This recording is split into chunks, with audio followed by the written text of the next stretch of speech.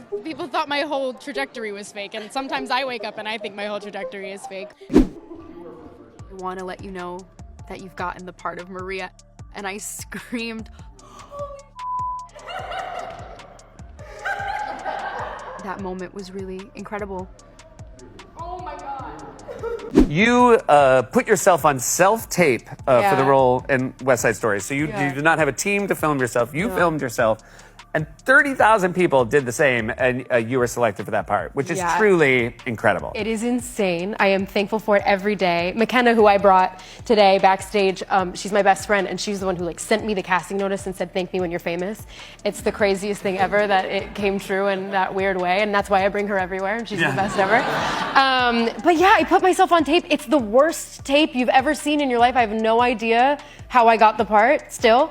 And it's being used to teach future casting directors at NYU. And when they asked me for that, I was like, is it a good example or a bad example? Please don't let me be the bad example in your college course. Yes, it would be very funny if a professor was like, and even though she was cast out of 30,000, this is bad. Here's what not Here's to why do. this is bad. Yeah. We can't base our careers on results. No. I self-taped when I auditioned for SNL, and it was a different time, Rachel. I had to tape it, and then I had to take a little tape to a store to have them put it on a big tape. And we have that clip here. Let's roll it. Rachel Zegler's story might be the most dramatic career collapse we've seen in years. From being personally handpicked by Steven Spielberg to becoming Hollywood's most controversial actress, all in just under 3 years. What happened? How does someone go from being crowned cinema's newest princess to industry pariah before their career even takes off? Rachel Zegler, she was from New Jersey. She grew up doing musicals and she had a very musical training. And she said that she was a wedding singer on weekends, just trying to make ends meet. And she even went in for an audition for a Broadway musical in New York. And it was super discouraging because during her audition, the casting directors took that time to order lunch amongst themselves. So they weren't even listening to her. Oh my God. See, I know. I could never audition like this. There's actors are so brave. I would just start crying on the stage. I know.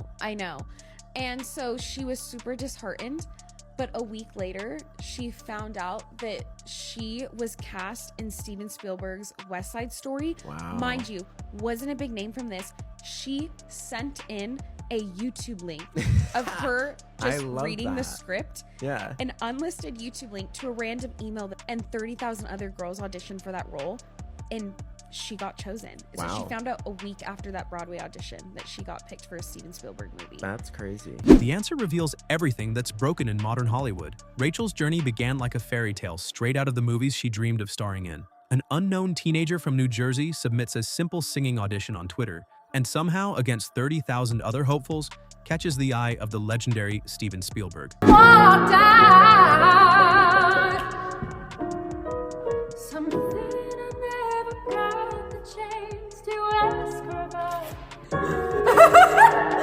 So with flower on my hands, I'll show them all how goddamn happy I am.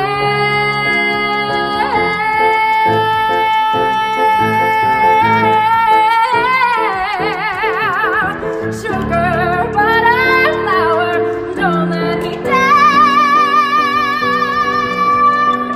Let's see the next amazing thing baking does now. Someone sent me the casting notice for Steven Spielberg's remake of West Side Story, the musical, which I played Maria in over the summer of 2017. Anyways, I got this notice in my Snapchat DMs that said, "Remember me when you're famous," and I was like, oh my God, I have to audition. So I sat down immediately, filmed my audition, emailed it. I was probably like one of the first people to email in an audition. Sent them my resume, my headshot, videos of my past performances, and this unlisted YouTube video of me auditioning for Maria in a film. Then I woke up the next morning, I was like, oh my God, who do I think I am? Who do I think I am? If Steven Spielberg watched that video, I want to honestly apologize to him and be like, Mr. Spielberg, I'm really sorry. I don't know who I thought I was when I filmed that. Oh my God. on one side, I'm extremely embarrassed. On the second side, I'm like, what if I get this? This is gonna be insane. I really don't know if I'm going to get it. Who knows? I don't know what he's looking for. The age was 15 through 25. I'm 16 and a half. I'll be turning 17 on May 3rd. Mark your calendars. I'm dying to know what's gonna happen here because I sent in my audition. I did it. I took a leap of faith. I took a risk, which is what 2018 is all about. And I just want to let you know that that's something I did. So I'll be keeping you posted on what goes on with that because I don't know what's gonna happen. But behind the scenes, something very different was allegedly happening. As West Side Story's production progressed, whispers began circulating through Hollywood's tight-knit community. Unnamed crew members shared stories of a newcomer who wasn't quite as humble as her public persona suggested. According to these sources, Rachel frequently challenged choreography decisions, sometimes halting entire shoots while demanding changes that better suited her vision of the character. These rumors claimed she clashed with costume designers over outfits she felt didn't flatter her. Some suggested she questioned camera angles and lighting choices, creating tension with department heads who had decades more experience. One insider reportedly described her as extremely confident in her opinions for someone who's never made a film before. I'm off the deep end. That's my party trick. Steven Spielberg actually gifted me 2 of these microphones for Christmas one year. I don't know who he thought I would give the other one to, but I have 2 at my home in New Jersey with my family. I hope they use them. While many dismissed these as typical movie set gossip, others recognize the unusual nature of these complaints. Most first-time actors, especially those working with someone of Spielberg's stature, typically follow direction without question. The opportunity to work with such a legendary filmmaker is considered a masterclass in itself. Spielberg, famous for maintaining peaceful, collaborative sets, kept any frustrations private. After all, he'd already publicly proclaimed Rachel as the next big thing. But astute observers noted something strange during the film's publicity tour. Spielberg lavished praise on Ariana DeBose, Rachel's co-star, calling her performance mesmerizing and highlighting her accomplishments. Rachel, meanwhile, received surprisingly mild acknowledgments. During award season interviews, viewers noticed how Spielberg enthusiastically discussed the contributions of supporting actors, the cinematography,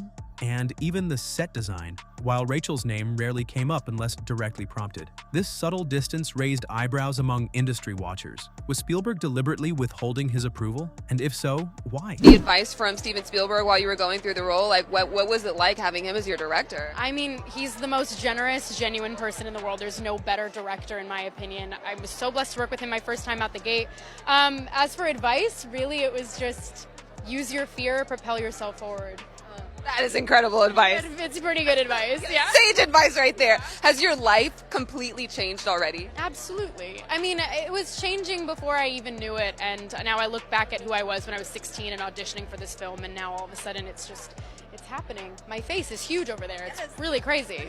And the only piece of advice, I don't have a lot of time, but the only piece of advice I love to give is don't worry so much about technique and don't worry so much about where to put the camera or how to light. Worry about one thing or think about one thing. Preoccupy yourself with how do you tell a story that's really interesting, that you can get somebody not to walk out of the room right in the middle of your second act of your telling the story. How do you just tell a story that people lean into what you're saying and they don't lean back, they don't like start looking around the room. Find a way first, a compelling way to express your art through your storytelling. Once you've got that, there's a lot of people in this world that will get around you and show you the ropes.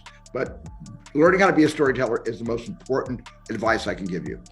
The whispers grew louder. Some claimed Spielberg had privately labeled Rachel horrible to work with after witnessing her behavior on set. Others suggested he regretted his casting choice, believing her attitude overshadowed her undeniable talent. None of these rumors were confirmed, but Spielberg's continued silence spoke volumes. For someone known for nurturing young talent, his apparent reluctance to champion Rachel raised serious questions. Despite these rumblings, Rachel's star continued rising when Disney announced she would play Snow White in their massive live-action remake. The role seemed perfect, a classic Disney princess brought to life by Hollywood's newest sensation. With a reported budget exceeding $250 million, Disney was betting big on both the property and Rachel's star power. But then, Rachel made a decision that would haunt her career. During promotional interviews, rather than expressing excitement about stepping into such an iconic role, Rachel criticized the original animated film. She called the 1937 classic extremely outdated and labeled the prince a stalker. She openly mocked elements that generations of Disney fans considered sacred,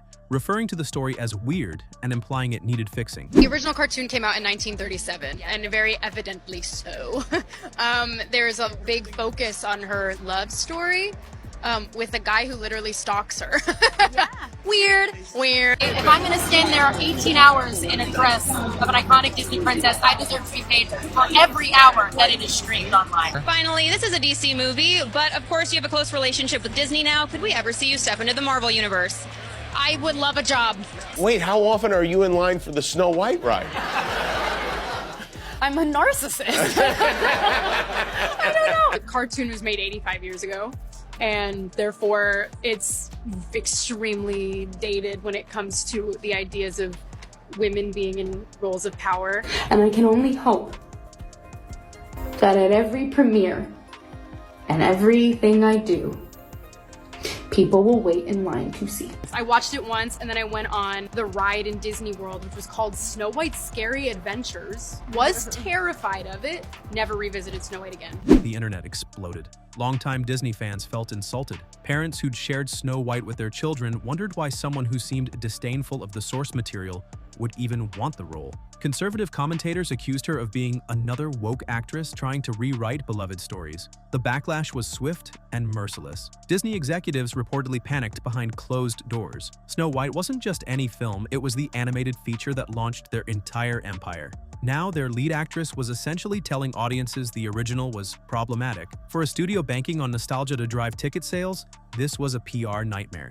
As if the controversy wasn't damaging enough, the Snow White production itself faced mounting problems. Reports emerged about budget overruns, delayed shoots, and creative disagreements. Disney scrambled to control the narrative, but the damage was done. Before a single frame was shown to audiences, Snow White had become a magnet for negative attention. When the film finally premiered, critics were brutal. Many singled out Rachel's performance as wooden and lacking the warmth needed for Snow White. Audiences were equally harsh, giving the film dismal scores on review sites. But the most devastating blow came at the box office. Snow White opened to numbers so catastrophic that Disney reportedly held emergency meetings to discuss damage control. The film that was supposed to be a guaranteed hit became one of the studio's biggest financial disappointments of the decade. And while production issues and script changes certainly contributed to the failure, public perception squarely blamed Rachel. To make matters worse, the Minecraft movie opened the same weekend, a film many industry experts had written off as a niche video game adaptation with limited appeal. Instead, Minecraft became a surprise blockbuster, absolutely crushing Snow White at the box office. Social media lit up with memes showing Minecraft's blocky characters toppling Disney princesses, with captions like "Snow White lost to literal blocks." Definitely, famously, Inside Llewyn Davis, Coen Brothers, Old Boy, Park Chan-wook. I wasn't expecting any of it. The twist, twisted. Birdman, I'm Not There, Todd Haynes. The contrast couldn't have been more stark. One film embraced simple storytelling and fun, while the other seemed burdened by controversy and an actress who appeared disconnected from the audience's expectations. When a film bombs this spectacularly, most stars immediately embark on carefully orchestrated damage control. They express disappointment, acknowledge missteps, or emphasize how much they learned from the experience. It's a well-worn path to public forgiveness. But Rachel took a different approach. According to reports, she partly blamed external factors for Snow White's failure, suggesting that audience interest in Minecraft had overshadowed Disney's marketing efforts. She defended the film's creative choices rather than acknowledging the disconnect with fans. To critics, this sounded like excuse-making rather than accountability. As the negative headlines multiplied, Rachel's team reportedly advised her to maintain a lower profile. She canceled several scheduled appearances and limited her social media presence. But rather than calming the storm, her retreat fueled speculation that she was unwilling to face criticism. Meanwhile, the whispers about her difficult behavior on the West Side Story set resurfaced with new vigor. Former crew members, emboldened by Snow White's failure, shared additional stories. Whether these accounts were accurate or exaggerated no longer mattered. Perception had become reality. Rachel was now being portrayed as an entitled newcomer who had squandered unprecedented opportunities. A lot of people hate on Rachel because of her rants about Snow White. Like when she said, Every day on Snow White was a pinch me moment. I feel very, very blessed to be playing Snow White so much. I'm just kidding. Obviously, it's because she trashes on the original version's love story. It's not about Cinderella just being rescued by a man. I think Ella is a much stronger character. She's not waiting around for a prince. Oh, sorry, that was Lily James talking about Cinderella. Here is the one about Snow White. That is not going to be saved by the prince. Almost everything that Rachel has said about the original Snow White are repeated talking points that Disney has been saying for years now, talking about pretty much all of their live action films. Rachel did dozens of interviews for this movie, and it really really only seems like there are 4 short clips that are ever circulated about it, and even those 4 are taken from much longer interviews. And the way people talk about them, it's like people think that she wrote the movie when she didn't, and instead is just describing a film that she's in.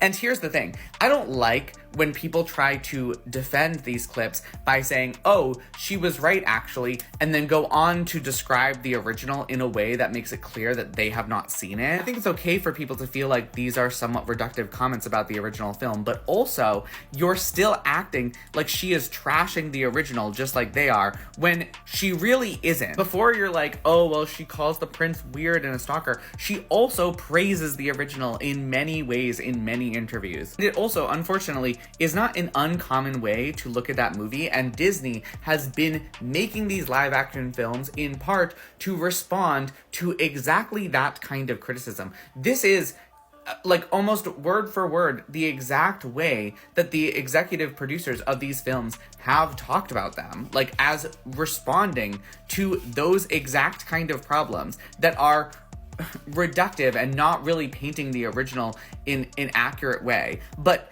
have been said about them many times. I also can't with people bringing up the interview of her calling the original movie scary / the ride that she went on called Snow White's Scary Adventures scaring her. Snow White herself is afraid of the forest in those movies. That whole scene, it's fine for a child to have been scared of. And then she later in life went on to watch the film. And sure, you might say, oh, well, she didn't go on to watch it until she was filming for this movie. Guess how old she was filming for this movie? Okay, she's a young person.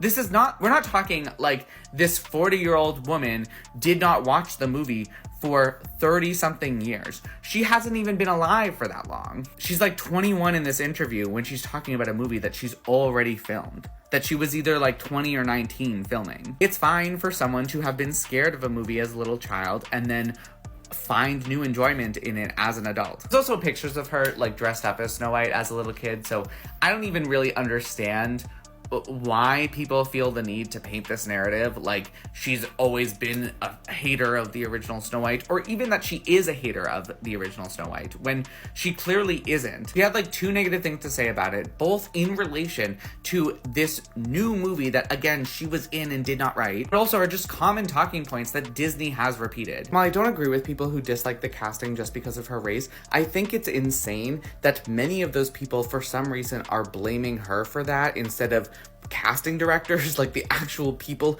who made that decision. I actually think there could be an interesting conversation here if people were not doing things like that. In fact, it's actually just so hard to talk about this film in any meaningful way because people have decided the most insane things about Rachel Zegler, also about the film in general, and then in an attempt to defend her and the movie, people have overcorrected and said a lot more insane things in the opposite direction. And so much of it feels like it stems from a disingenuous place of anti-intellectualism. Through it all, Spielberg's continued silence proved devastating. As Snow White collapsed at the box office and Rachel faced intense public scrutiny, many expected the director to offer some defense of his former leading lady. A single supportive statement from Spielberg could have shifted the narrative dramatically. Instead, he remained conspicuously silent, lending credibility to the rumors of behind-the-scenes tension. In Hollywood's tight-knit community, this silence sent an unmistakable message. Executives, producers, and casting directors began quietly removing Rachel from consideration for upcoming projects. No one wanted to risk a similar disaster, especially when the industry's most respected filmmaker appeared to have distanced himself from her.